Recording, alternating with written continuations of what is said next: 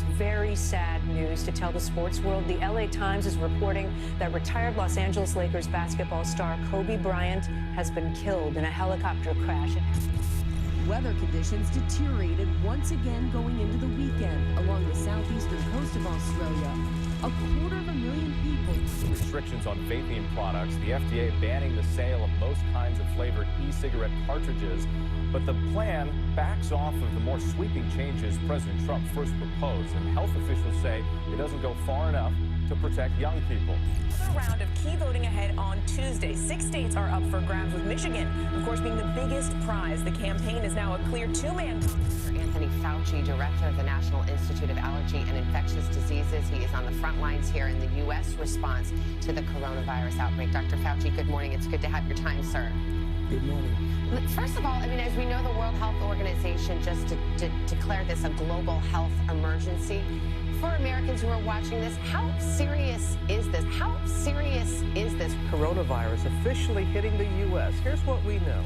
A Washington state resident fell ill after returning from Wuhan, China. And to the major disruptions across this country tonight. More signs of the world's biggest economy actually shutting down. Children home from school. Now 8 states, as I mentioned, canceling school in their states. Empty shelves across this country at grocery stores. And more major sporting events have now been canceled. Throughout the country, more protests today from New York to California. Tens of thousands remembering George Floyd and demanding change.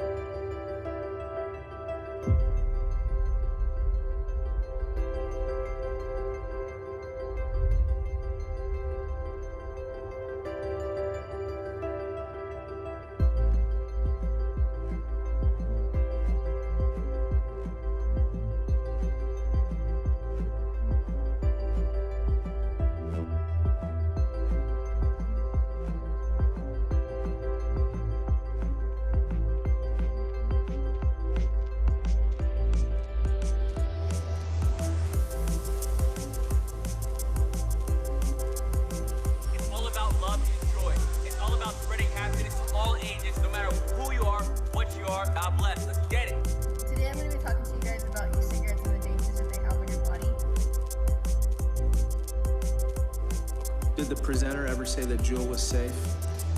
Yes. Texas is joining 14 other states by raising the minimum age to purchase tobacco products to 21 years old. That's what we have in Texas as a group of young leaders who have a passion about making sure that their generation is tobacco and nicotine free, that they will be leaving it healthier than when they started.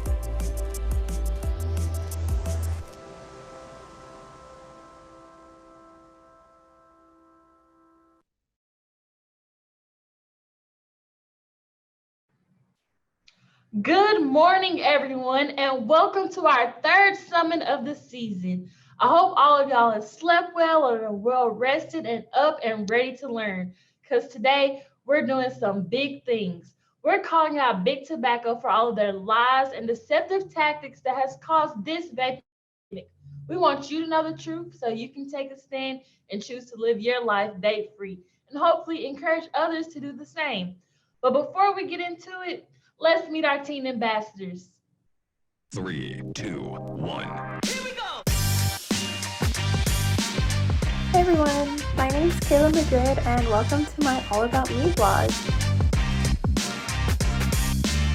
Hey guys, my name is Kevin Moreno and this is my first year as a teen ambassador for Texas Say What. Hello everyone, it's Ella, fresh out of the shower, fresh into a new year, and fresh into another vlog. Hey guys, it's TA Maddie May. I feel really weird doing this because I'm at work. Since I've taken on this role, I have grown so much as a person. College, I go to UT Austin, hug 'em for life.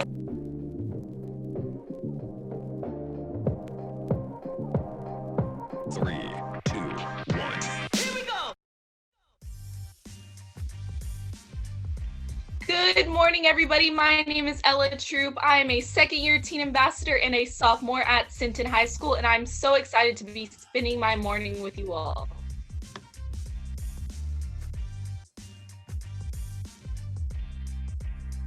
Good morning, guys. My name is Kevin Moreno, and this is my first year as a teen ambassador for Say What. I attend Harlingen School of Health Professions where I'm a sophomore, and I'm so excited to show you guys everything that we've prepared for you guys today.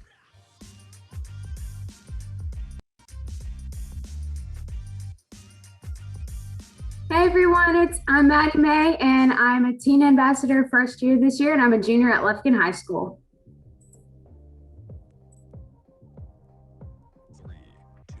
Everyone, I'm Kayla Madrid. I'm a second year TA. I'm 17 years old and I'm from El Paso, Texas.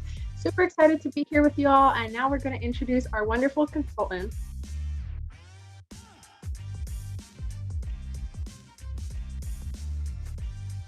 Hi y'all, my name is Kiara, but I go by Kiki. I am a senior at UT Austin, so I'm about to graduate, super excited, and this is my second year as a consultant and I'm 15 in the program.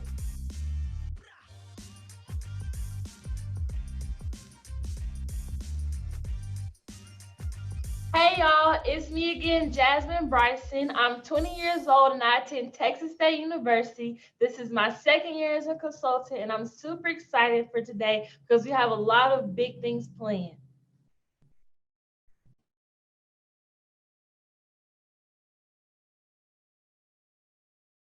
And before we go any further in this summit, I would like to say a big thank you to our staff at Texas School Safety Center. We could not be here without them this morning. And yeah, now we will get started. And we want all of you to be able to connect with us after today's summit. So if you're not already, be sure you check out all of our social media platforms. We have Instagram, Twitter, Facebook, Snapchat, YouTube, and even TikTok, where you'll get to see lots of fun videos of the TAs, consultants, and even staff. You can find us on all those platforms at TX Say What. What exactly is Say What? Say What is a group of adults and youth working together to educate youth all across the state of Texas on the dangers of vaping. Now that we know what it does, can anybody tell me what Say What stands for? I will give you the say, and in the chat, I want you to tell me the what. So say stands for students, adults, youth. So put in the chat what stands for. Students, adults, youth, working hard against tobacco.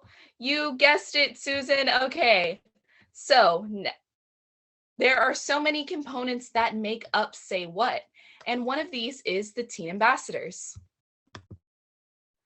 Hey guys, so to me, being a teen ambassador means to give the opportunity to educate my younger peers and help further their passion in tobacco prevention. One way that we can do that is by giving you guys this survey. Yep, now we're going to move on and we're going to talk about, Kevin is going to introduce vaping and COVID-19 recap.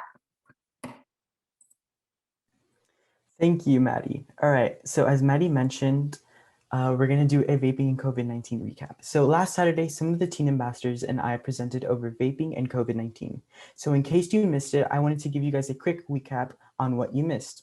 So we discussed a variety of very important topics. But the first thing we talked about was COVID-19 and its impact not only on the world, but also the US as well, affecting small countries, businesses, and impacting families. And its impact has really been felt across the globe.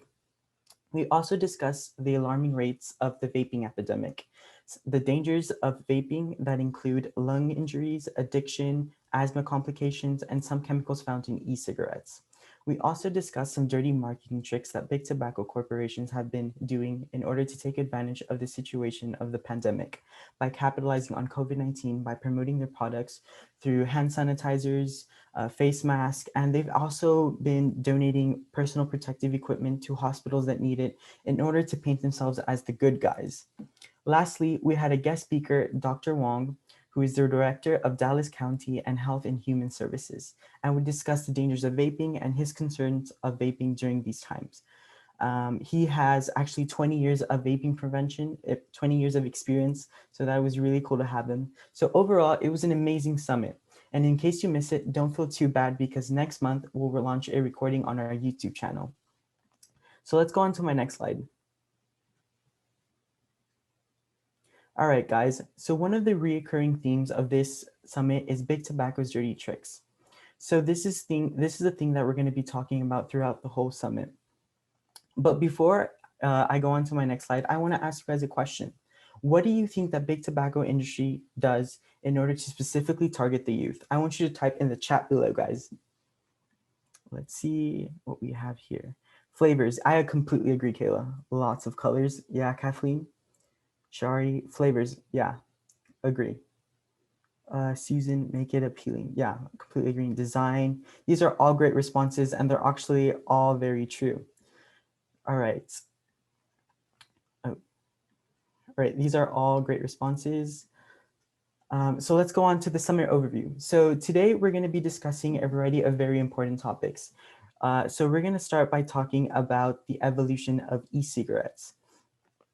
And we're going to go compare the evolution of e-cigarettes all the way from the first generation to all the way to the fourth or modern generation of e-cigarettes. We're also going to talk about the product design and packaging and how some vape cigarettes or e-cigarettes are actually designed to look like everyday items. We're also going to discuss the dangers of flavors and how some chemicals found in these flavors are extremely dangerous to us. We're also going to discuss false health claims, and we're going to compare them all the way back to the 1950s, all the way to the modern health claims. We're going to talk about the social influence, the regulation, and any future predictions that we have. But let's go on to my next slide where I'm going to show you guys this really cool video that is going to show a recurring theme of this whole summit. So I really encourage you guys to pay attention to this video.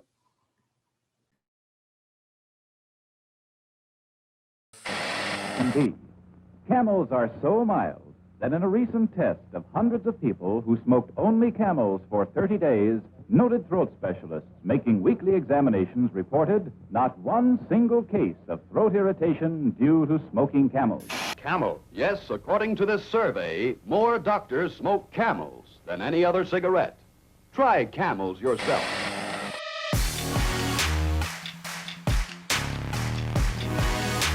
Cigarette smoking started in about 1900. And the argument was, cigarette smoking doesn't cause cancer because people who smoke don't have cancer. Well, it takes 30 to 50 years to develop cancer. So 1950, we started to see, oh my gosh, people who are smoking have cancer. Well, now you have alternative nicotine delivery products. They've argued that there's a health benefit. There's absolutely no data to support that at all. The playbook hasn't changed for the tobacco industry. Marketing to African American groups, marketing to Latino groups, focusing efforts on young people. And you couldn't find an actor or actress who wasn't having a cigarette in their hand. The tobacco industry has morphed into now let's sell our addictive product in a different way. Let's make it technical for kids. We're going to make it look appealing for kids. We're going to have different colors and flavors. Same thing that they did with tobacco and a cigarette in a tobacco package, but now it's more appealing for the young person who's technology savvy. Juul also tried to reach young people through faith-based organizations. Ms. Gould, was Juul aware that Big Tobacco had funded similar life skills programs beginning in the late 1990s? The contract shows that Juul paid the Richmond PAL $89,000. In exchange for that payment, Juul got to provide its curriculum controlling the information presented to a group of potential customers, preteens and teens already using e-cigarettes. That's another page out of Big Tobacco's playbook.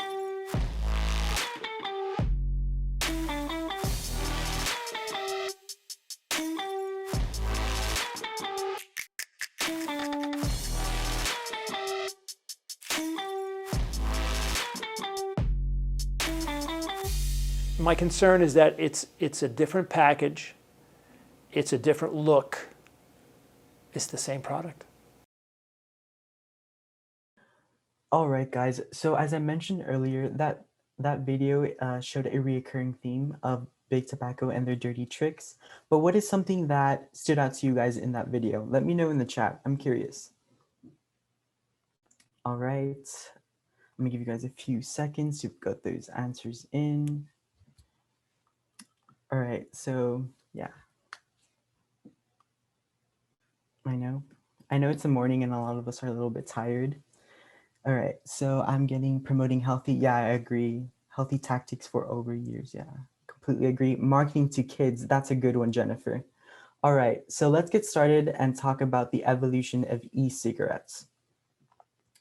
So on my next slide, you can see that the schematics that are actually from 1965. However, the idea of e-cigarettes has been around since the 1930s. The very first one was actually created in 1963. So these markups or the schematics that you see up in the screen are models from 1965. This means that the idea of e-cigarettes has been on paper ever since the 1960s. However, it wouldn't be until 2003 when the first e-cigarette would be created in China by a pharmacist who was actually a smoker as well. He created this device after his father had passed away from lung cancer due to him heavy smoking. So he had the idea of creating this device to create a healthier alternative to traditional tobacco smoking. And now we know through modern research that he wasn't successful. As a matter of fact, he just created a more dangerous alternative. So although the first e-cigarette was created in 2003, it wouldn't be into 2006 where it would be introduced into the United States. 2006 where it would be introduced into the United States. So let's talk about the evolution of e-cigarettes and vaping products. All right, so as you can see, the first generation of e-cigarettes, also known as disposable cigarettes, are disposable, as I mentioned, and they have one purpose and one purpose only, and that is to deliver nicotine. And these cigarettes can actually cause a lot of pollution to our environments because they're disposable, they get everywhere. As a matter of fact, last month, my youth group actually did a cigarette butt park cleanup here in Harlingen, and we were able to pick up over 930 cigarette butts in just one strip of land. So that was crazy. So the second generation of e-cigarettes are pre-filled or refilled with cartridges, and they're also known as hookah pens. These have batteries inside of them that can reach a really high temperature. And these high temperatures usually heat up the tobacco in it and makes people inhale aerosol and exhale aerosol as well. And these products allow users to regulate the frequency of inhalations. So the third generation, they're the pretty big ones. They're large in size and modifiable with e-cigarettes allow for more aerosol, nicotine, and chemical to be breathed into the lungs. So these products are the ones that people use when doing vape tricks because they allow that inhalation and exhalation at a larger rates. So let's talk about the fourth generation, which are pods or mods, and they're pre-filled or refillable.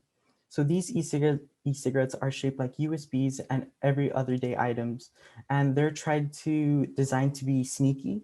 And one thing that really alarms me is that you can actually inhale higher amounts of nicotine than previous generations. So that's extremely alarming. So I'm going to pass it on to my fellow TA, Kayla, who's going to talk more about e-cigarettes. Thank you, Kevin. So, because of these new updates to vapes, Juul's popularity soared, and this is what actually caused the vaping epidemic. As Juul was raking in the cash, teens were struggling with a newfound nicotine addiction, and this often made headlines, as we can see on this slide. Vapes and e-cigarettes are the fastest growing tobacco products on the market right now, and that has a lot to do with Juul. Before Juul, e-cigarettes looked really boring and clunky like what we saw a couple of slides ago. In this slide, we can see the profits of two tobacco products compared. The blue line represents traditional combustible cigarettes, while the red line shows e-cigarette profits. We see a sharp rise in e-cigarette sales after 2016. But why exactly did that happen? Well, that is the year that Juul hit the market. E-cigarette sales increased from $50 million a month in 2016 to over $400 million a month. So we can ask ourselves, why was Juul so popular? And what exactly caused the vaping epidemic? And lucky for you all, we have the answer. The answer is pod-based vapes. The biggest difference between pod-based devices like Juul and other e-cigarettes is the type of nicotine that they use. Previous generation e-cigarettes use a nicotine-saturated e-liquid, while pod-based e-cigarettes use nicotine salts. And now you're probably wondering what exactly nicotine salts are. And basically, nicotine salts are a pure nicotine that's mixed with certain acids to neutralize the bitter and gross taste of nicotine. This allows for the device to deliver more nicotine at a higher concentration. Because nicotine salts are easier to smoke, the nicotine has a more direct passage to the lungs, leading to a higher nicotine blood content in less time than a hit from free-base nicotine would. So free-base nicotine is the kind of nicotine you would find in a traditional cigarette. And on this next slide, we will see some of the effects that nicotine salts have on the brain. These include, but are not limited to, difficulty concentrating and learning, irritability, and anxiety. Not to mention that nicotine is also a gateway drug that primes the brain for other addictions to drugs like cocaine and heroin. Despite all of these negative consequences, Big Tobacco is determined to sell their products. And one way that they try to do that is through their product design and packaging. Product design and packaging is one of Big Tobacco's dirtiest tricks. And now, before we get into some more detail, I want you all to do something for me. Super easy, super quick. So I'm going to give you all about 45 seconds, 30 to 45 seconds to grab two things. So the first thing I want you to grab is the most colorful or attention-grabbing thing in your room. The second is anything that you can find in an office or school. So, all right, I'm going to give you guys a quick 30 to 45 seconds to grab those items. And just so I know when you all are done, go ahead and put it in the chat once you've gotten your items. So go ahead and find those items, guys.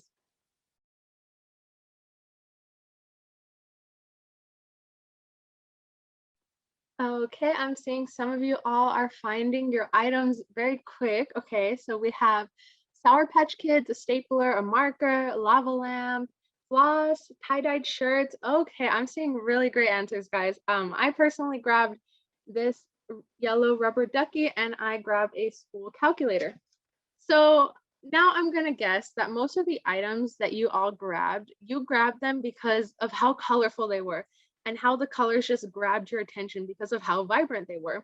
Because we as people, we just love color. And sadly, we're going to see just exactly how Big Tobacco loves to take advantage of that. So in this picture on the next slide, at first glance, it can look like a normal picture. But there's a few items in here that do not belong in a teen's book bag. I want you all to look at this picture real quick, analyze it, and tell me how many e-cigarettes or vape products you can find. So go ahead, take a look at this picture and type in the chat how many e-cigarettes are in this picture.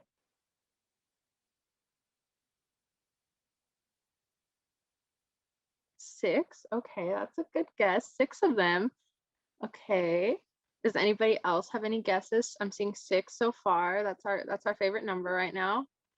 Okay, 7, 9, 5, 8. Okay, well, you all guessed quite a lot of these products, and I'm actually going to let you all know that there are only 4 e-cigarettes in this picture. And all of these products on the desk look like normal school supplies. If you missed a few or you even added a few, don't feel bad because that is exactly what Big Tobacco wants. They want you to be confused and they want you to be able to, they don't want you to be able to determine the difference between an e-cigarette and school supplies. And they are confusing. You're right, Jen. They want to confuse you and they model their products after school supplies, just like the items that we all grabbed a couple of minutes ago. They also try and make their products colorful so that they grab our attention, just like how the colorful stuff that we got earlier was the first thing in your room to draw you in. And because these products can look so normal in a student's book bag, it's really easy to fake out parents with these e-cigarettes. This deception has even made the news. Some of the newer e-cigarettes can look exactly like USBs, which is what confused you all a couple of seconds ago. They looked exactly like USBs, and Jules, it was hard to differentiate between the two of them. So this is actually super dangerous because the similarities between the two make it really hard for parents, teachers, and other school staff to detect when their child is suffering from a nicotine addiction. And as we discussed during our little activity, Big Tobacco loves to make their products as colorful and as appealing to the eye as possible, like these Swarn devices. Swarn is another really popular e-cigarette brand that rose to popularity because of the use of nicotine salts and its appealing shapes and colors. Two of their products on this screen closely resemble water flavorings and highlighters. These are two products that are super popular among school-aged kids and teens. So this is how we can tell that Big Tobacco really tries to target the youth. And another really popular pod-based e-cigarette is Smock. In between when Juul stopped selling flavored products and when the government banned pod-based flavors, brands like Smock became popular because of their sleek design and the fact that they were still able to carry flavors. Now, I bet it's been super hard so far to differentiate between school products and vapes, but Big Tobacco also targets things that we use in our daily life. So now I'm going to throw it over to Maddie so she can expose more of Big Tobacco's design tricks. Thank you so much, Kayla. All right, guys, we're about to see this watch and a vape. Which one? Look at the image in the slide and can you guess which one is a vape? Type in the chat, just like we did before, which one you think is the vape and which one is the watch. The left. Left. I'm getting a lot of lefts here. All right. Right is the vape. Getting a left.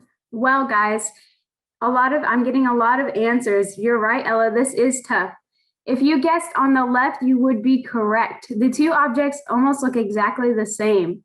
The one on the right is actually a watch, and the one on the left is a vape designed to look exactly like a watch. All right, can you guys type in the chat and tell me why the industry would do this to make a vape look just like a watch?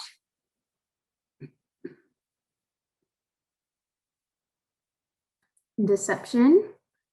To trick us. Yes, guys. Right. Exactly. And this is just like what Kayla talked about a minute ago. This is to confuse you and make it harder for other people to be able to identify them. All right, on the next slide, we're going to see some car keys. Look at the image and can you tell me which one is the vape? Type in the chat just like we did a second ago and tell me which one's the vape. Left. Dang, y'all get these so quick. Just like in the slide before, we saw these two objects, and if you guess the one on the left, you would be correct. The one on the right is the car key, and the one on the left is the vape. So, can you tell me why they would do this?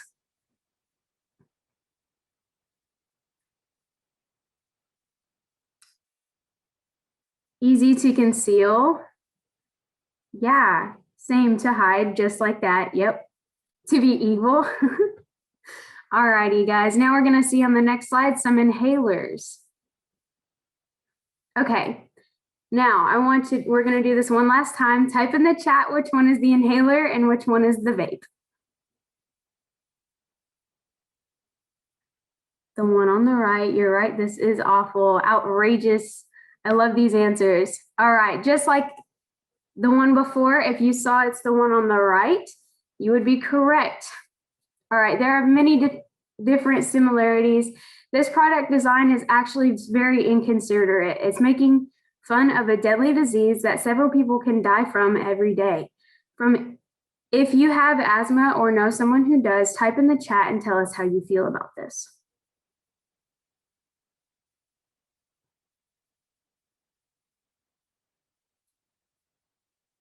Very upset, so dangerous. Yes, this can actually cause anaphylactic shock or other things like that. Right? What if there is an emergency? This is crazy. For youth, this is dangerous because it can easily be disguised as an asthma pump and at home or at school. It is crazy how this product exists because people who suffer from asthma are more likely to experience more side effects from vaping. All right, guys, now we see some e-juice. What about this one? Type in the chat which one you think. Sorry. Okay, now We have Ready Whip, and then we have some Sour Patch Kids. These are also, just like Kayla had talked about a second ago, for deception, to where big tobacco and other vaping companies have kind of disguise things to look like other things, and it confuses your brain. And this can also be very dangerous. All right, now we're going to talk about cough syrup. All right, so big tobacco companies have went as far to design e-liquids to look like cough syrup. These products can put both children and adults at risk of nicotine poisoning because they appear to be ingestible.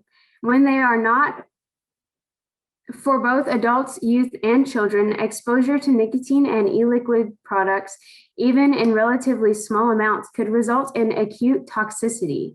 According to the FDA, even more severe harm can occur in small children for indigestion or of liquid nicotine, including death from cardiac arrest, as well as seizure, coma, and respiratory arrest.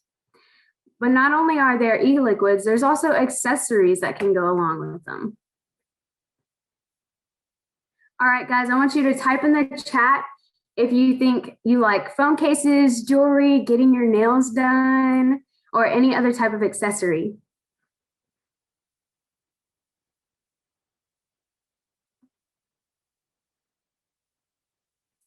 You love it all. I love doing those things. Phone cases are my favorite. All right, guys. So e-cigarette accessories is another thing that Big Tobacco created to try and make e-cigarettes look cool. Think about everyone that goes to get Starbucks and then posts with their Starbucks coffee, pink drinks. It's like an accessory instead of a drink. The tobacco industry has made things like jewel sins, vape holders, and anti-slip rings for mood vapes to make you think that it is an accessory to your outfit instead of a deadly product. All right, thank you for that energy check, Maddie. We're going to talk about the dangers of flavors next. Let's start this section off with a quick video.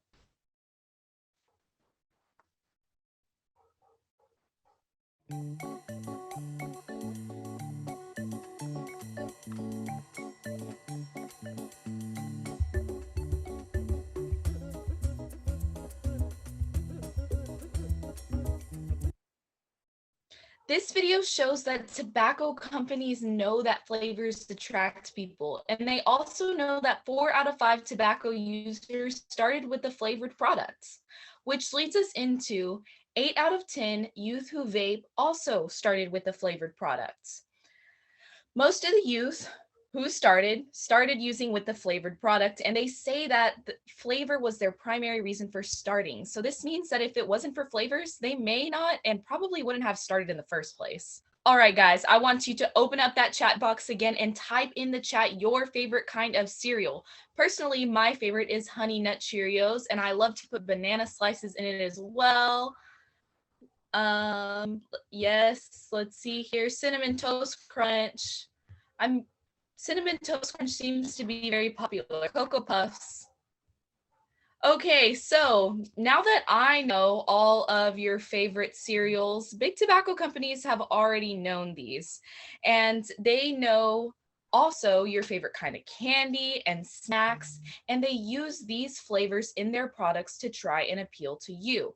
They know that us youth, more so than adults, enjoy sweet treats and snacks, and so they are obviously trying to market towards us with these flavors. But what's in these flavors that makes them so bad? Right, so these flavors may sound appealing, but on top of the already toxic nicotine that is in them, there's also diethylene glycol, propylene glycol, and vegetable glycerin, which is used to make soap. To discuss vegetable glycerin a little bit further, it is considered to be safe for eating and drinking, but not for inhaling. Our stomachs and skin can handle this substance, but our lungs cannot. Over a long period of time, vegetable glycerin may lead to lung inflammation. As far as propylene glycol goes, it is a clear, odorless liquid used to make things that I definitely wouldn't want to inhale, such as antifreeze, hydraulic fluid, and architectural paints. And it's also used as a base in e-liquids. When heated, it turns into vapor and it may produce propylene oxide, which is a known carcinogen. And if you don't know what a carcinogen is, it is a cancer-causing agent. Similarly, diethylene glycol is also used as a base in e-liquids and is found in industrial products. It is toxic and linked to lung disease.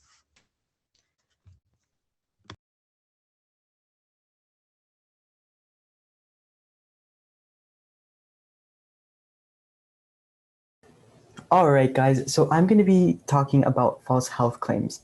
So the big tobacco corporations have been making false health claims for decades now, and one of the ways they do this is through advertisements. So on my next screen, you can see a perfect example of this. So in 2019, Juul debuted their Switch campaigns. This campaign focused on advertising the product as a safer alternative to traditional tobacco products, and it tried to persuade people to use Juul as a safer alternative than cigarettes. So most people know that Juul or any type of e-cigarette is not a safer alternative than traditional tobacco products, but a lot of people, including our friends and family, may not know. These false health claims on advertising are trying to convince people to use their products as a safer alternative, as I mentioned. But in fact, it's not. It's nothing at all or any of the sorts. It's even more dangerous. So let's look at someone who tried to make this switch because he thought it was safer for his health. McLennan Community College professor Tommy Lowrance likes to be active in the classroom. Why do you think that is? But he's got something dragging him down, literally. Do I trip over it? All the time. Whether it be at work or home, even in the shower, wherever Lowrance goes, tubes and oxygen follow. I'm on oxygen the rest of my life. The type of damage that the juice can do, the vape juice can do, is irreparable. You don't get better.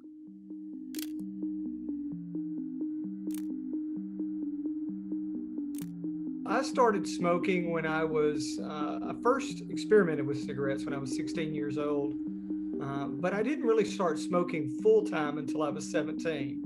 But I smoked really from age 17 all the way into, my 40s. But around 2000, I would say 2015, I started experimenting with vaping. I truly believe that vaping was the way to quit smoking combustible cigarettes. It was not only marketed that way, but you had, great commercials that were promoting it as a safer alternative. And I thought, man, this is great. I've tried the patch, the peel, the gum. I tried it all until e-cigarettes came along. And I thought, man, this is perfect. This is what I need. And if it's safer, which they're saying it was, I can even smoke inside my house. I think Blue Cig was the one that I'd gone to first. With Blue, you can smoke at a basketball game if you want to. Whereas the e-cigs, the vape pens that I ended up using quite frequently, those you could recharge and keep the battery charged and reuse them. So I was vaping in the house. We would go places, and in the car I would vape, and I wouldn't produce a lot of smoke in the car with the kids, but again, I wasn't that worried about it. It was safer.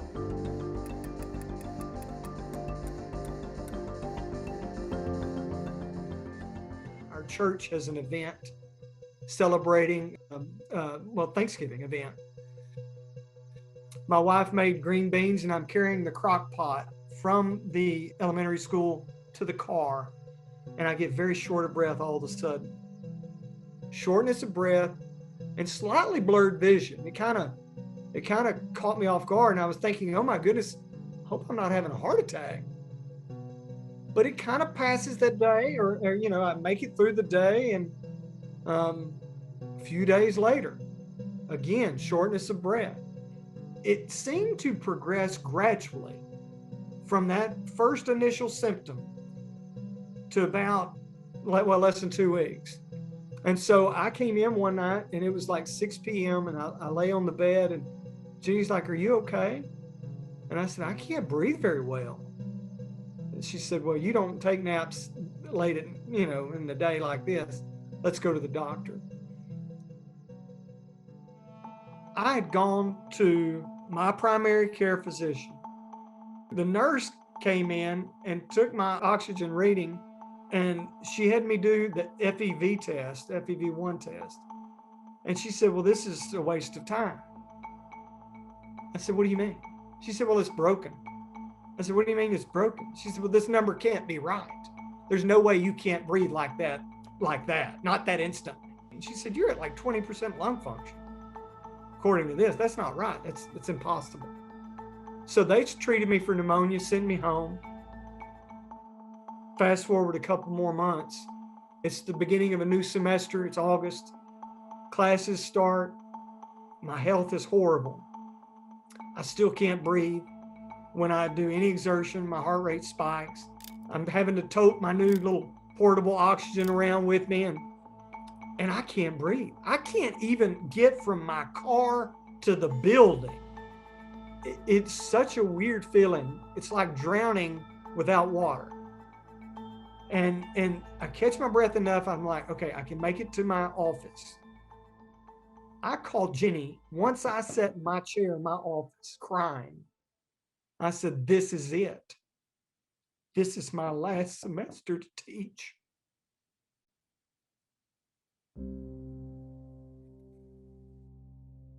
So I went to go see this doctor, a second opinion. He does a basic examination. And he said, Mr. Lawrence, I don't know how to tell you, so I'm just going to say it. Your prognosis is not good. I believe you're in respiratory distress. I believe you have bronchiolitis obliterans. And I said, well, how bad is it? And he said, it's very bad. What do you mean, like I'm going to die? Yeah, potentially, yes, sir. I said, well, how long do I have? I'm thinking a couple of years.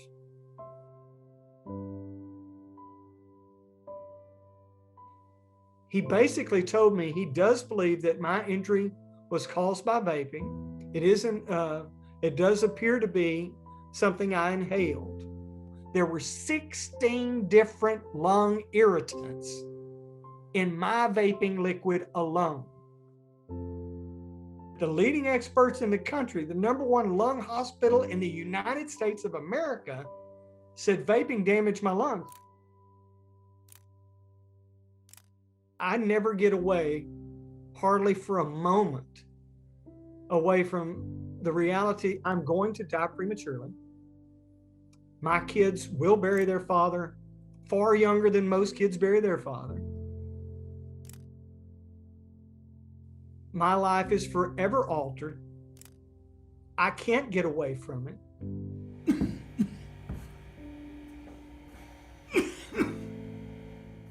I am a living billboard for the risks of vaping.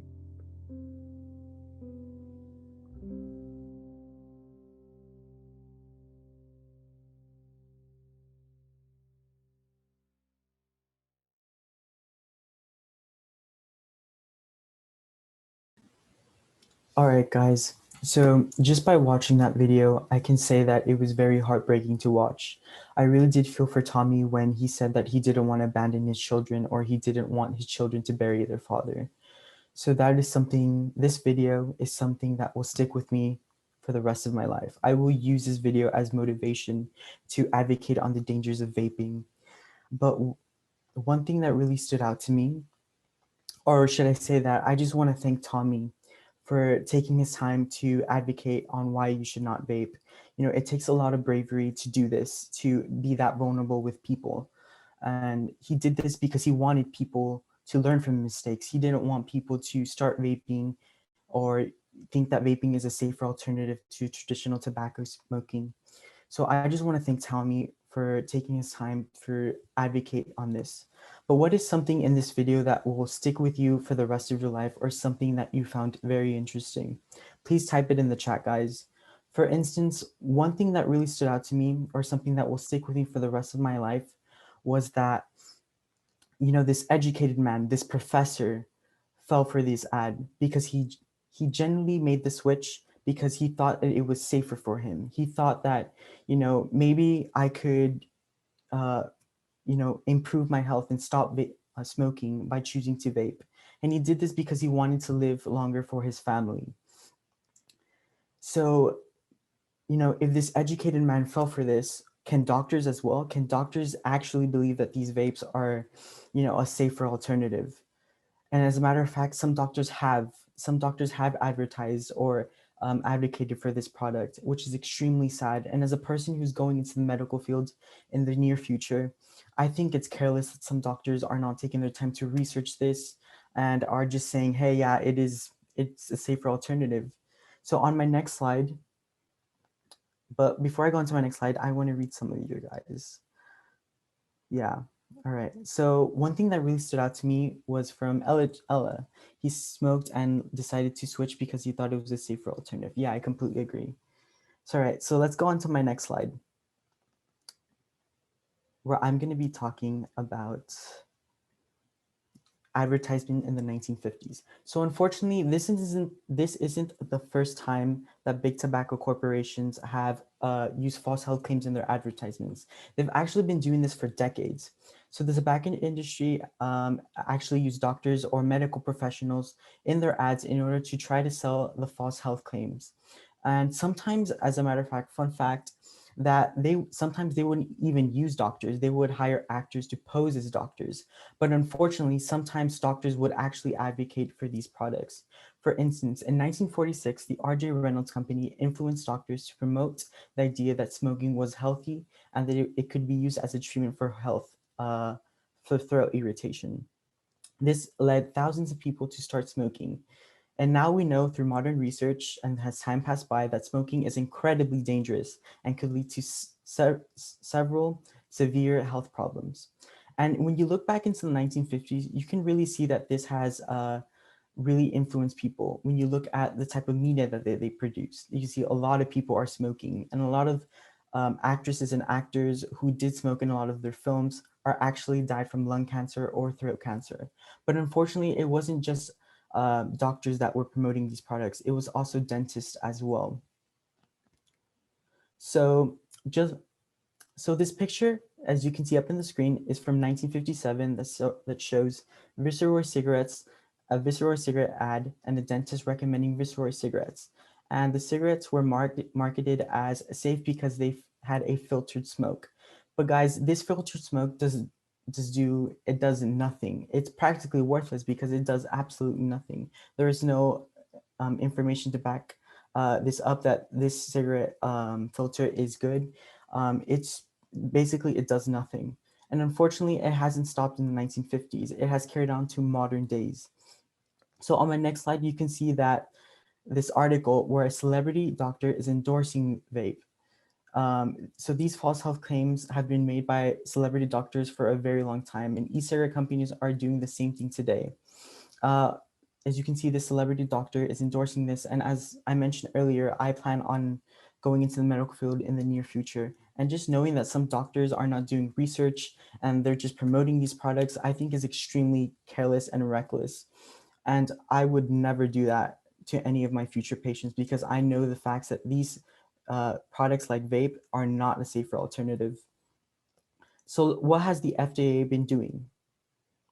All right, so for anyone who doesn't know, the FDA stands for the Federal Drug and the Food Drug Administration. So we can see in this letter that the FDA actually sent Juul a warning letter and told them to stop using false health claims in their ads. So this is amazing because it really does show that the FDA is really on our side and is looking out for our health. So that's amazing. So with that being said, I'm gonna pass it on to my fellow TA, Kayla, who's gonna talk about the social influence. Thank you, Kevin. So another dirty trick is how the industry uses social media platforms like social media, Instagram, even Pinterest, and how they especially use streaming services to market their products, as we can see in this video. Whoa, you smoke? It's an e-cigarette. All right, now we smoke. Kate's about to start a Pinterest, guys. Just wait. Give it a minute.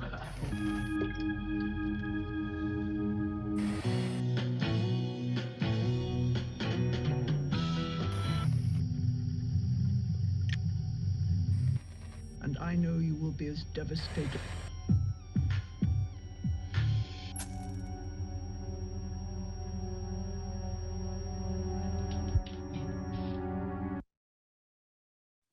So, the youth are 3 times more likely to start vaping if they watch shows that feature tobacco usage. And wow, there was a lot of smoking in that video. Have you all seen any shows on Netflix or Hulu where there's depictions of smoking? If you have, go ahead and type the name of that show in the chat. I recently watched The Queen's Gambit and I really enjoyed the show, but a clip of the main character smoking was actually in the video that we just watched. The Crown, I watched that show too, but I could not get over how much they were smoking within that TV show. Stranger Things, for sure. It is uncomfortable with so much smoking, Jen. I agree. And Big Tobacco puts a bunch of money towards reaching us through our favorite shows like Breaking Bad, The Crown, or Stranger Things. They spend $26 million each day on marketing in the US alone. That's over $1 million an hour. I don't even know what I would do with $1 million, let alone 26 million. And a good chunk of that money goes towards social media.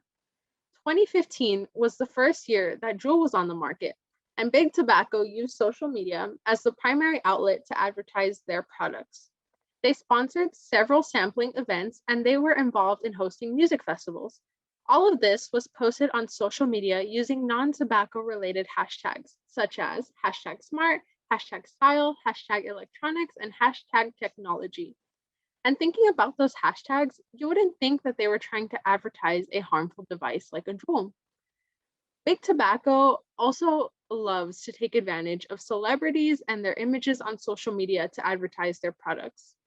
Juul's Vaporize campaign of 2015 showed advertisements of cheerful young models wearing trendy clothing and posing in really playful ways.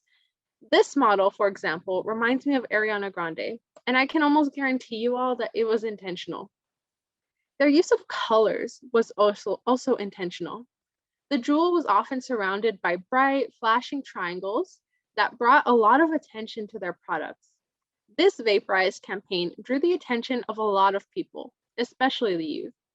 And on top of that, Big Tobacco tried to advertise on kids' networks like Nickelodeon and Cartoon Network. My favorite show to watch growing up was SpongeBob. I don't know about you all, but I cannot imagine watching my favorite show as a kid and seeing an ad for an e-cigarette pop up. But this actually used to happen with cigarettes before advertising cigarettes on TV was banned in 1971. Unfortunately, Juul tried to follow in their footsteps and tried to create a presence on kids' TV. And believe it or not, these networks like Nickelodeon and Cartoon Network thought that it was okay for Juul to advertise their products on their networks. But that is just straight up not okay. Most children want everything they see on commercials, myself included. I used to love watching commercials and asking for what was on them because they were just so colorful, and they would advertise things like toys and candies and cereal that appealed to kids like me. And some children probably saw the Juul ad that we see on the screen and asked their parents for it, not knowing that it was even an e-cigarette. And despite all of this, Juul still wanted to make themselves seem like the good guys in the vaping epidemic.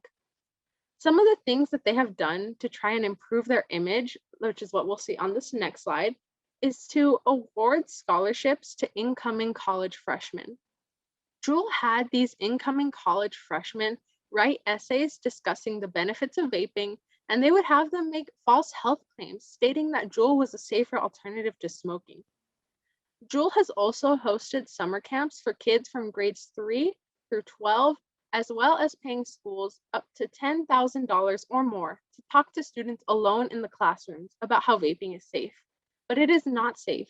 They were just lying to these kids. But Big Tobacco really loves to target our vulnerable population, especially minorities. Right, Maddie? Yes, thank you so much, Kayla. Just like Kayla had said, Juul plays a major role in creating this vape pandemic. But they have done a lot of things to try to make them seem like the good guys in the pandemic. Juul has also targeted at least 8 Native American tribes with discount and referral programs. Juul representatives met with the leaders of each tribe to promote their product and get them to use them, because Juul knew that if the leaders of the tribes were using their products, Hundreds would follow in their footsteps and use the products too. Juul also funded the Meharry Medical College in 2019. A 143-year-old historically Black college announced that Juul donated them a $7.5 million grant to start a study on the social determinants of health. This is another way Juul tries to play the good guys in this crisis. But we will also know that they did not mean well by donating this money. Their study will most likely discuss how e-cigarettes like Juul are not harmful as much as they put it out to be. All right, guys, who watches Hulu and Netflix? Type in the chat your favorite Netflix or Hulu show.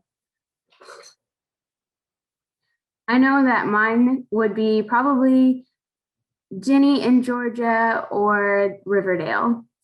We have The Crown, Superstore. I've never heard of that one. Netflix, The Crown. Criminal Minds. Oh, Criminal Minds, NCIS. Yes. Into the Badlands. Lost. Oh, I used to watch Lost all the time. Well, does that show have any vaping scenes in it? I know that mine does, but it's still a really good show, and I probably will stop watching it because it's getting very political. All right, guys. Online streaming platforms such as Netflix and Hulu have become extremely popular over the past year. A lot of popular shows on Netflix show scenes of people vaping. Watching people vape on these shows seem to normalize vaping, and it seems okay. This can be very misleading for young children who are watching these shows. In 2019, Netflix made a statement stating that they will eliminate all e-cigarette presentations from future streaming content targeted to TV 14 or below for series and PG-13 or below for films. All right. They also said that they would cut back on smoking depictions unless it has to do with historical or factual accuracy. But that isn't needed to portray historical accuracy or characteristics of a role. That's how much the industry has infiltrated society, that Netflix thinks representing tobacco products is what contributes as historical accuracy. It's like a clothing worn or music as that was listening to. All right. Sponsoring celebrities isn't new to the tobacco industry either. They have been doing this since the 1940s, and tobacco companies repeat tactics that they've used in the past because they seem to work. Now that we are aware of those tricks, we know how to fall for them. Today, it is done on social media. A lot of times they sponsor celebrities and influencers with large platforms to use their products on social media. But there is some good news. In December of 2019, both Facebook and Instagram no longer allowed paid influencers to promote vaping or tobacco products. Even though unpaid influencers can no longer promote vaping or tobacco use, there is still free advertisement.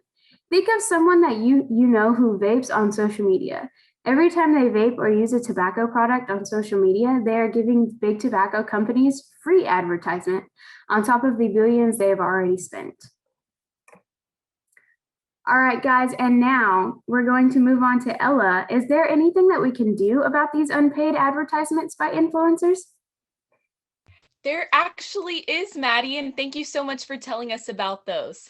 Even though major social media platforms like Facebook, Twitter, and Instagram prohibit paid advertising, Big Tobacco knows how to get around this with unpaid advertisements. But are they really unpaid? By following the steps on the screen that I will explain to you in just a few moments, we are asking the Federal Trade Commission to investigate the tobacco industry using influencers to advertise to us on social media without disclosing that these are paid advertisements.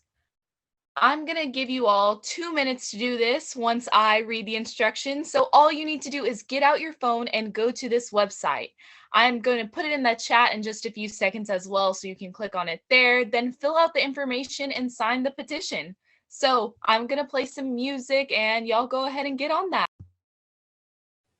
Thank you, Ella. So I'm going to be talking about the vaping influence on TikTok. So type in the chat if you guys have TikTok. With TikTok being the most popular social media platform amongst the youth, vaping has become a popular trend on the app as well. There are challenges that involve vaping that also lead to free advertisement. So not only is there free advertisement for vaping products on TikTok, but there's also people selling this product illegally. So on my next slide, all right, I see that a lot of people have TikTok. Yeah, a lot of us do use that app. All right, so although it is illegal to sell or market e-cigarettes to anyone under the age of 21, TikTok videos featuring top brands of disposable e-cigarettes and vapes for sale have been relatively easy to find on the app. These videos set a popular and upbeat music clearly to target the teenage consumers, with offers of mint and bubblegum flavored disposable e-cigarettes or vapes. Some sellers even promote their discreet packaging, which you can see up in the screen. As you can see in the screen, there is a goodie bag that someone is actually hiding a vape in. So if a youth were to ask their parents, hey, can you buy this goodie bag for me? And the parents actually bought it, they'd think that their child wants, a goodie bag with fuzzy slippers, a scrunchie, and candy. But in fact, they don't know that a very dangerous product is hidden inside of there. And I think that's really alarming that a lot of youth are buying these products in a discreet manner when they don't even know the dangers of these products. But not only are people selling these products illegally on TikTok, but they're also selling them illegally on Snapchat. So as I mentioned, a lot of people are finding ways to illegally purchase these vapes on Snapchat. So they're doing this by advertising on their stories or adding people back on their stories, and they're selling these products in a very appealing way. As you can see that on the screen, there are some vape juices that are being sold, and they have flavors like cereal brands. As Kayla mentioned earlier, these brands are made to appeal to the youth. So type in the chat if you've ever seen someone selling an e-cigarette on Snapchat illegally. Kayla has, oh, Ella has. So yeah, a lot of people have. So with that being said, I know we've been discussing a lot of information right now, but let's go do this really cool, quick activity. All right, so now that we've aired Big Tobacco's dirty laundry, it's time to get some Febreze because it's something definitely stinks. So for this activity, we're gonna be creating memes, and these memes are gonna have a counter message in them that is positive, that informs people not to vape. So you can actually use this really cool app called Meme Addict. If you go on to my next slide, I have provided you with some examples. So let me type the title of that app. All right, so this app, Meme Addict, you can find it at the App Store, and I believe you can find it on Google Play as well. So if you open it up, you can see right here, it's a yellow app. So download that real quick. And once you open it, it's gonna give you a variety of templates you can use. So it should look something like this. And you can choose from a variety of free templates, like a freestyle template. You can also have one with a caption. So I'm just going to choose a free template one, and it's going to give you a variety of options to choose. And you can use a lot of images. And if you don't like the images that they present to you, you can actually upload your own. So as you can see here, they have a variety of images you can choose. And let's say I wanted to use this one. I would just click on it, and it should give me the option to write some titles in it and create a meme. So as you can see up in the screen, I have provided you with some examples. For example, one of my favorite ones is the one in the middle, which has a person holding up a Juul switch campaign, and it's written on the paper. And he's saying that it's worthless because it practically is. The Juul switch campaign, as I mentioned earlier, was a worthless campaign that would try to persuade people to use Juul instead of smoking. So I'm going to give you guys around 5 minutes to make these memes. And once you have made them, please feel free to post them on Instagram, Snapchat, or TikTok. And please add us at TX Say What. It really does help grow our social media platforms. All right, so that being said, I'm going to give you guys a few minutes. And is there any questions that you guys may have regarding how to create a meme or to find the application? I'm here to solve all those questions, and I have answers for you guys. So if you have any questions, let me know in the chat. All right, guys, I hope you guys enjoyed the activity. Like I said earlier, feel free to post them on Instagram, Snapchat, or TikTok, and please tag us at TX8What. It really helps grow our Instagram platforms. With that being said, I'm going to pass it down to my wonderful TA, Kayla, who's going to talk about some industry regulations. Thanks, Kevin. And I cannot wait to see all of your guys' memes. So please, please, please post them and tag at TXAWhat. But now we're going to get into industry regulation. So we're going to talk about who regulates this terrible tobacco industry and what exactly is regulated. So the following is regulated for tobacco products, which includes packaging, flavors, product placement, and product advertisement. And on February 6, 2020, the Trump administration placed a ban on all flavored pod-based e-cigarette cartridges, excluding menthol and tobacco flavors. While the flavor ban specifically targeted cartridge-based vaping products, as well as all other e-cigarettes that target minors, it failed to take proper measures to prevent minors from actually gaining access to these products.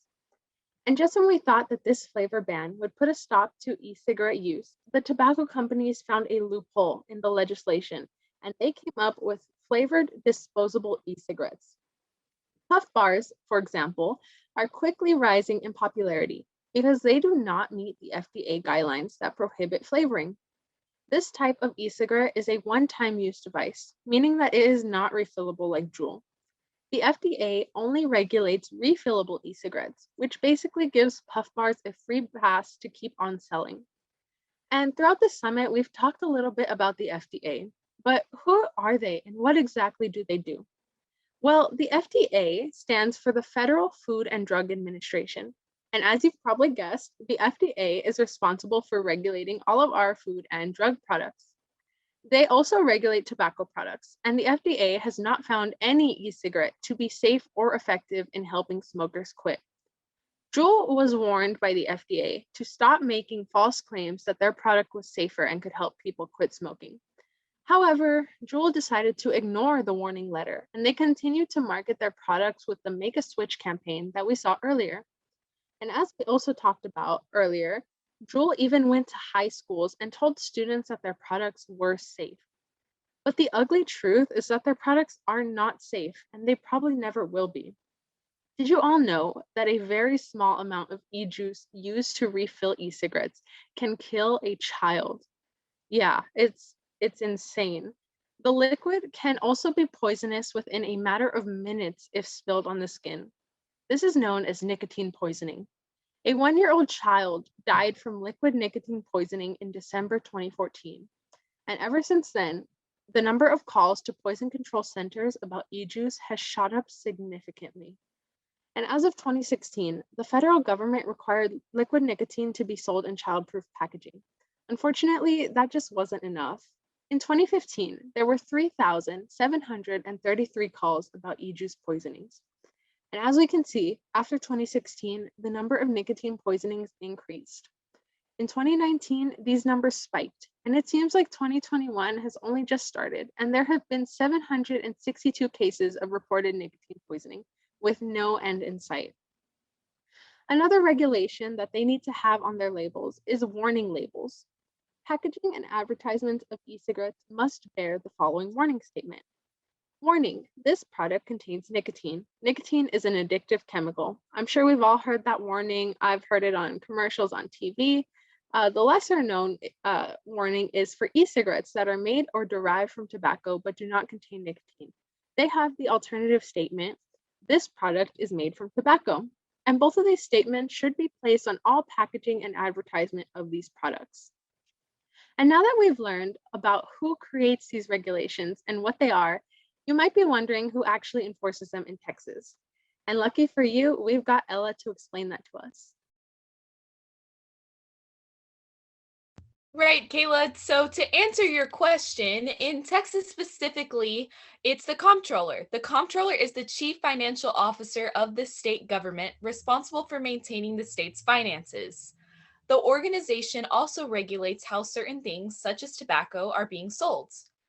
With the help of local law enforcement agencies in Texas, we have a tobacco enforcement program at the comptroller's office. The goal of this enforcement program is to help prevent people who are underage from gaining access to tobacco products and experiencing the harmful effects of them. This is so important because no one notices the criticality of the retail environment better than the tobacco industry themselves. They've long realized how crucial retail stores, especially convenience stores, are to growing profits by reaching not only current customers, but also potential customers such as youth. The law in Texas requires that stores and retailers cannot offer tobacco products where they are easily accessed by people. Most stores like gas stations and local markets put tobacco products behind the counters, and other stores like H-E-B have them all locked up in a display case where they cannot be accessed by the customer. Only approved personnel and employees can unlock that case and give you a tobacco product. By limiting the customer's ability to reach and grab the product themselves, the store is helping restrict easy access to youth and minors, and they are also helping to reduce tobacco use rates.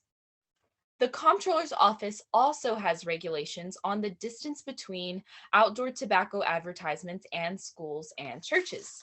The comptroller's office has a ban on these advertisements within 1,000 feet of a church or school, but this does not apply to signs within the stores themselves. Type in the chat, is this store in compliance? If not, tell me why.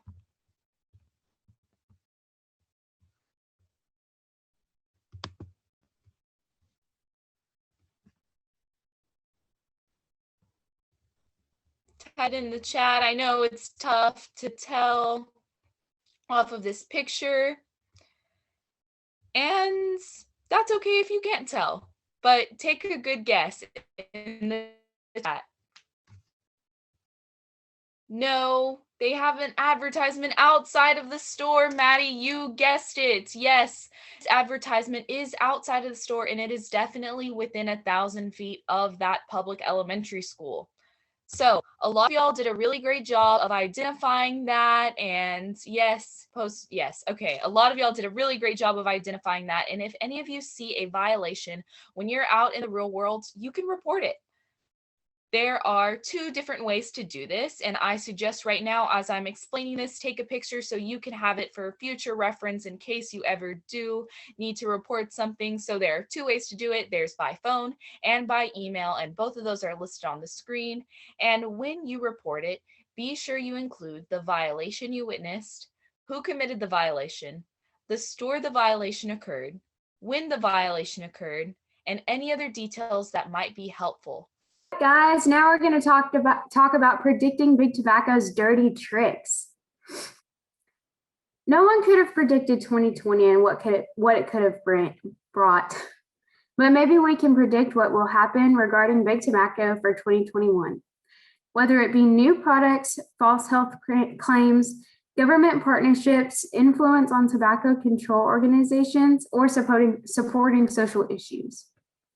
With sleek new tech, like tobacco products on the rise across the world, it can be predicting what these new products will soon become popular in the US. The most popular disposable e-cigarette brand on the market is the Puff Bar.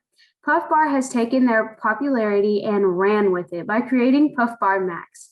It is pretty much the same thing as a Puff Bar, but it is much larger in size and contains way more puffs. Therefore, it lasts longer than the regular Puff Bar. There is also a new IQOS vape. IQOS are a new tobacco product that is marketed as heat not burn products, and these were created by Philip Morris. These products are electronic devices that heat tobacco leaves and produce an inhaled aerosol. The concept behind heat not burn is that it allows users to experience what it looks and feels like smoking a regular cigarette without inhaling combusted tobacco. IQOS may appeal to youth because they market them as sophisticated, high-tech, sleek, and exclusive devices like iPhones. All right, guys, who uses Quizlet for school? Type that in the chat. I know I do a lot for studying, like flashcards and things like that. Love it.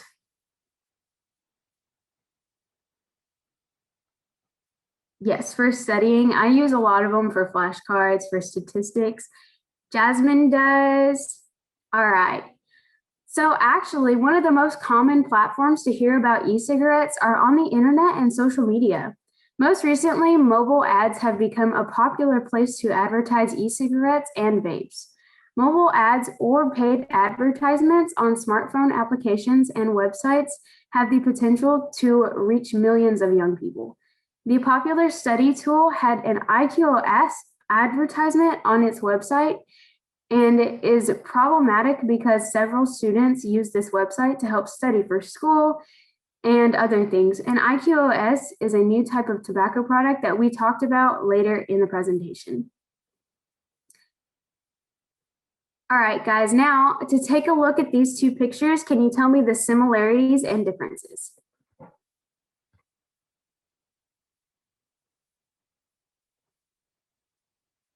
All right. It's hard to tell. They look so similar. They really do. I would love to shop in either one as long as I knew what they were. All right, so actually,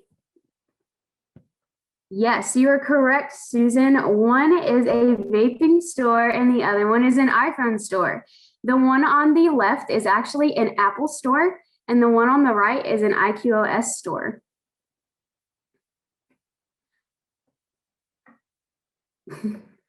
All right, so look how similar they look. Just as tobacco companies design their products to appeal to youth, they also design their stores to attract youth. Interesting fact, the company that designs the iPhone also designed the IQOS. But is it safer? Just as Dr. DeNoble says, safer isn't always safe. Philip Morris claims that their IQOS device is a safer alternative compared to other tobacco products. Their claim was completely false according to their own data submitted to the FDA that says that IQOS causes inflammation to the lungs and depressed immune function. These symptoms are also seen with e-cigarettes and traditional tobacco products. Now we'll pass it on to Kevin.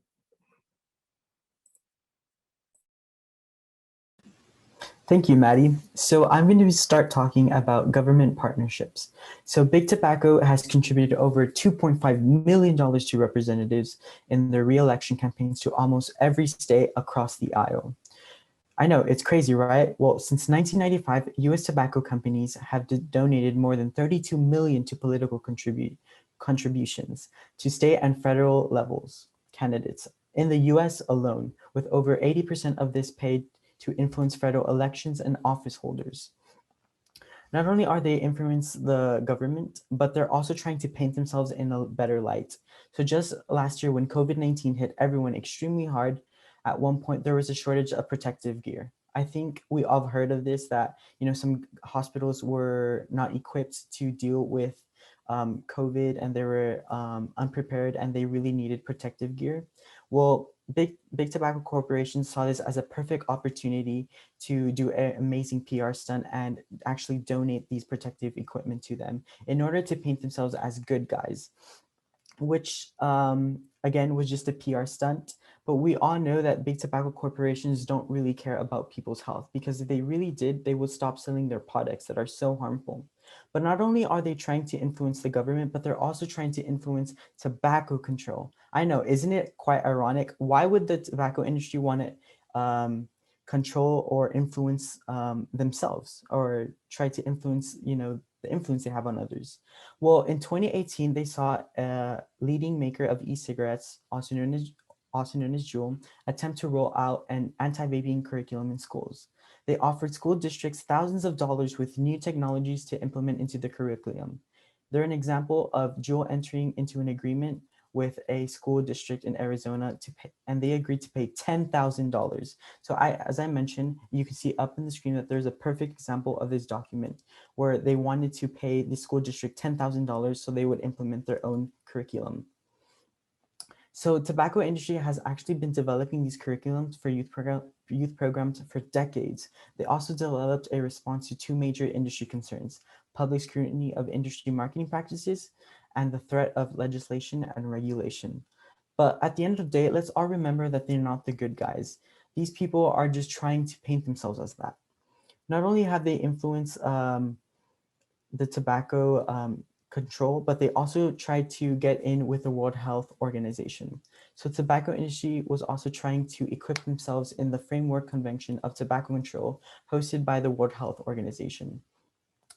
Actually, the overseers of these organizations urged people not to engage with tobacco industry, but they didn't stop this industry from attempting to align with the World Health Organization and its values and philosophies. The tobacco company most likely did this in order to seem like reduction advocates. But at the end of the day, let's all remember that these people sell products that are extremely harmless to your health, harmful to your health, sorry. But not only that, but they've also tried to support social issues. So if you attended our first summit, you learned that tobacco companies have been targeting and killing African Americans in this country for years now. In 2020, Morris announced that they've donated $5 million to the Black Lives Matter movement in order to fight systemic racism towards African Americans. But it really does raise the question, if they really cared about African Americans, they would stop selling their products that specifically target them in general. But not only that, have they been supporting the Black Lives Matter movement in order to seem like better people, but they've also, in 2015, they tweeted that they were trying to address the hunger issues in South Africa. It's quite ironic that they really, they want to seem like they actually care about people's health by, addressing this hunger issue in South Africa. But yet again, at the end of the day, they sell these products that are extremely harmful and really do deteriorate someone's health over time. So I know it's sad that we're coming to an end of the TAs presenting in the summit.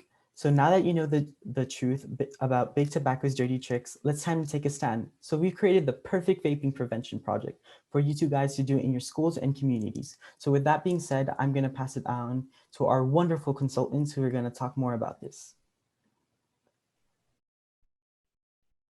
Thank you so much, Kevin. And you're exactly right. We did create the perfect vaping prevention project just for y'all because knowledge is power. And that's why it's so important that you go back to your community and educate your peers about the harmful effects of vaping and maybe encourage them to live their lives vape free. So, with that being said, our vaping prevention project consists of 3 different activities that you can do while physically distanced and they're very safe. So you're able to spread awareness without spreading the virus. So, Kiara, what does this vaping prevention project entail? Yes, of course. So we came up with a lot of different ideas for y'all to use whenever you are necessarily like maybe back home or just trying to promote a vape-free life to the people in your community. The first one is street talk. So basically what you're going to do is you're going to encourage members of your community that you may not normally interact with to live a vape-free life. So basically what you're going to go out and do in your community is go to a popular place or popular location where there's a lot of traffic, where you can make a sign that says honk for a vape-free life, and you can encourage those that drive by to honk if they are living a vape-free life. And if you see anyone walking around you and maybe they're curious as to what you're doing, you can go ahead and also promote a vape-free life that way. Jasmine, what's another way that you can do this? We also have our window and yard awareness activity. This is where you can educate your friends, peers, and community members on the dangers of vaping with creating creative signs that will include facts about the harms of vaping and messages that inspire those who already vape to quit. So on these messages, you can put some key facts that you learned today, anything that you learned in the past from previous summits, anything you learned that will help encourage people to live their lives vape free. So Kiara, what's the next activity? The last one that we have for you is Chalk Talk. If you want something that's going to last way after you're gone, make sure that you use this activity because it's so helpful, especially if you don't plan to stay in a place really long. You can leave the facts behind and let the education just run through as long as the chalk lasts. But basically what you're going to do is provide a variety of educational and encouraging vape-free messages for your community members at home or at school by drawing on your driveway, sidewalk, or even parking lots. All you can need is chalk, and all you have to do is go out, write some facts. If you learned any important facts that you really liked throughout the summit, you can feel free to use those or just come up with your own. As long as you're promoting a vape-free lifestyle, you're doing the vaping prevention project just the way it's supposed to be done. Yes, so I know that today you guys got a lot of information, a lot of fun, fresh, and new information that maybe you might have not have known. But we wanted to stick, so I'm just gonna do a really quick summary so you can recap everything that you went through today, or even stuff that you learned that you didn't know before. The first stuff that we went through was evolution of electronic cigarettes. The electronic cigarettes have been around for such a long time and they keep changing. I keep getting so surprised because the product design and packaging keeps changing and getting more and more familiar to things that we use in regular life. Also, we talked about flavors, all of the flavors that are really just instigating the youth to use because they're fruity flavors and they're really familiar again to things that we usually consume. Next, we went over false health claims that big tobacco makes sure to spread in order to get new customers, but we know better now. We also went over social influence and all of the ads, unpaid and paid, that people that big tobacco is promoting out there to get more consumers as well. We also went over regulation and future predictions for this product. So after learning all of this, I hope that you guys really had the time of your life. I know I did. I learned so much, and every year it just keeps getting more interesting because there's so much work that needs to be done, especially when it comes to electronic cigarettes and protecting our youth and adults from falling under the hands of big tobacco. Sadly, this summit has come to an end, so I just want to oh my gosh, I literally forgot. Okay, so it hasn't come to an end yet. Jasmine, could you please let us know what's the next steps before we head out? So what's next? After you learn all this information, what do you do with it now? So here's what you do. You plan out your vaping prevention project that Kiara and I just went over. But when you plan it out and you actually do it, we want to see what you did. So please be sure to take plenty of pictures of your project and be sure to email them and send them to us at txsaywhat.com. And then you'll receive 2.5 hours of community service hours. So what do you do again? You plan out your vaping prevention project and then send us pictures of your project and be sure to post them as well and tag us at txsaywhat.com and you'll receive 2.5 hours of community service. And then be sure to register for our 2 last summits, y'all. I'm telling you, you won't want to miss them. So be sure to register for our summits. They're gonna be great.